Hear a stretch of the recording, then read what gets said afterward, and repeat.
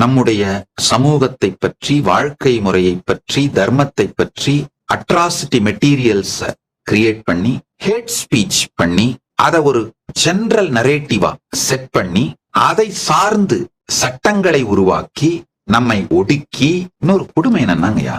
அவர்கள் நமக்கு எல்லா கொடுமைகளையும் செய்துவிட்டு இந்த கொடுமைகள் எல்லாம் நமக்கு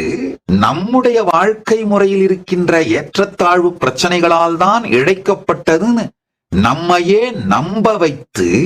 மூளைச்சலவை செய்து விஷத்தை திணித்து, உண்மையில் இந்த கொடுமைகளை செய்த அவர்கள் இந்த கொடுமைகள் நாம் ஒருவருக்கொருவர் நமக்குள் இருக்கின்ற ஏற்றத்தாழ்வுகளால் செய்து கொண்டோம் என்று நம்மை நம்ப வைத்து